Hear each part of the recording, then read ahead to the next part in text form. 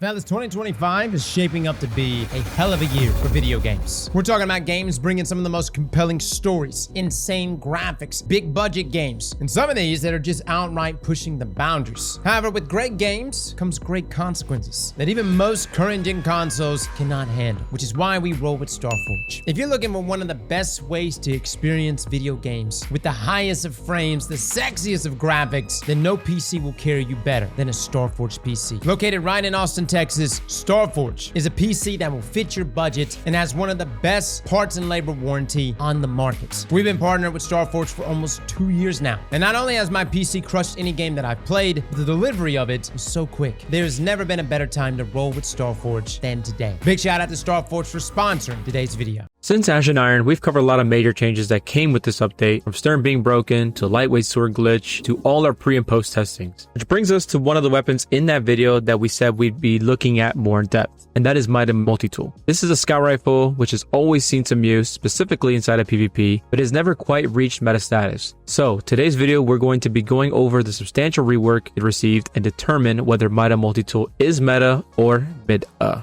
Ooh, I thought my jokes were bad.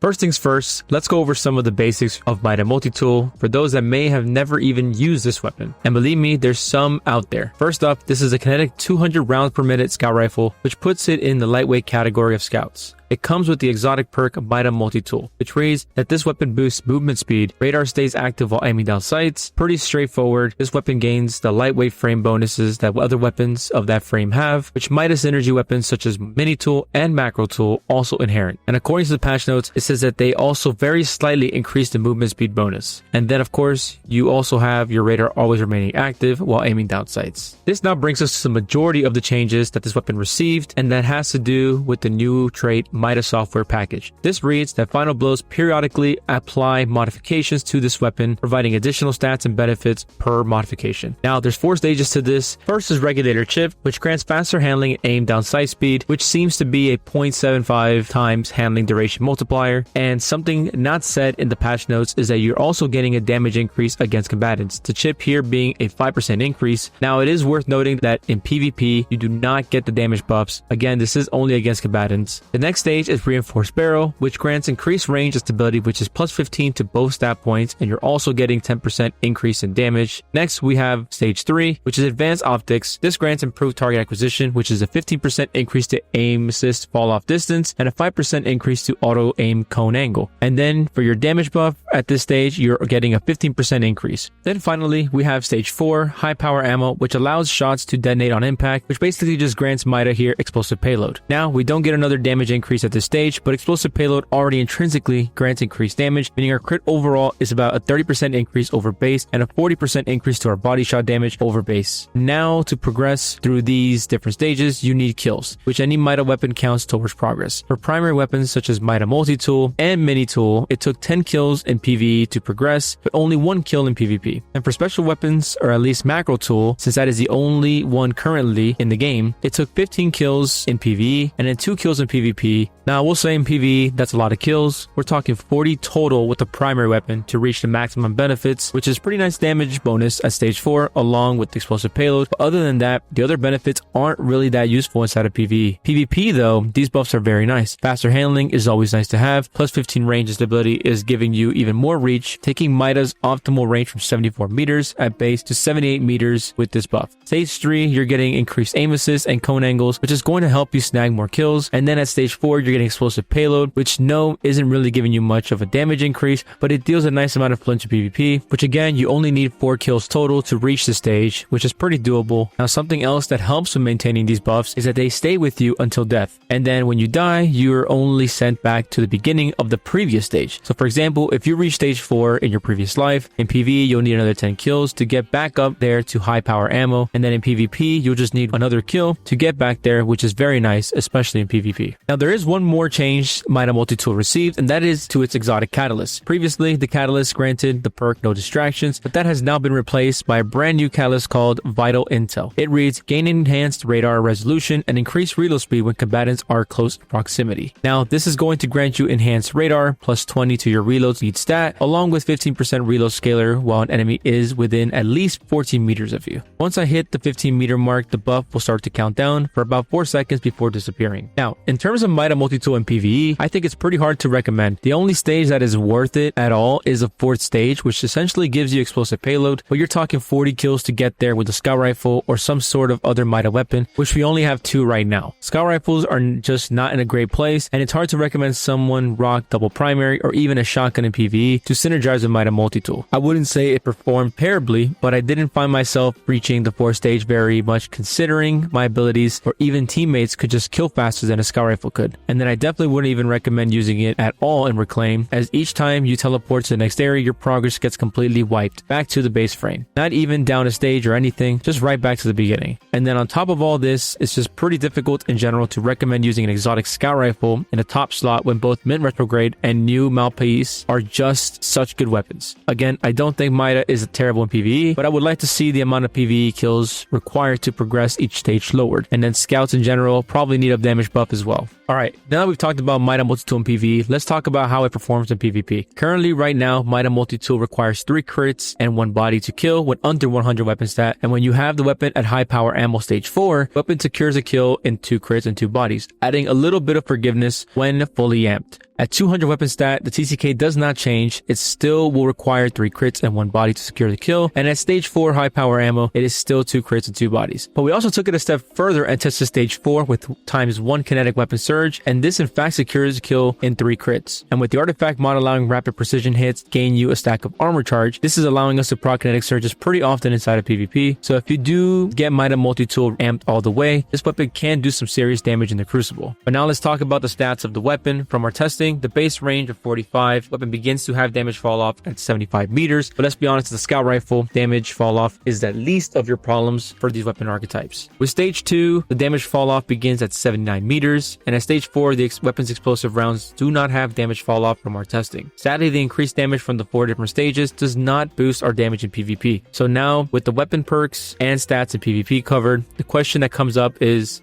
is this gun good in PvP? Can it compete with the rest of the meta? And quite honestly, guys, I think the gun is in a much better spot in PvP than before Ash and Iron, but for some reason, the gun to me, in terms of feel, flinches a lot more than other scout rifles, and I find myself missing the No Distractions catalyst. This is not to say the new catalyst is not good, but I feel like No Distractions on MIDA Multi Tool was so good because weapon needed the extra flinch resist. Other than that, the weapon feels very good to use in PvP, and now with the MIDA Mini Tool and the new MIDA Macro Tool weapons getting tier versions to pair with MIDA Multi Tool, it makes this combination a more run and gun playstyle with the increased movement speed and all the bonuses to weapon stats or MIDA Multi Tool. I would recommend using this weapon in 6v6 so you can have the high power ammo stage 4 up as often as you can, as these stacks do not go away within things like trials when loading into a new round. The perk does not carry over, sadly. But overall, I really am enjoying the MIDA Multi Tool in the current sandbox. Well guys, that is our review on the updated MIDA Multi Tool. Let us know in the comments below what you think about MIDA Multi Tool's new rework. And fellas and ladies, thank you all for coming and watching. And as always, slap that like button like your mama told you right.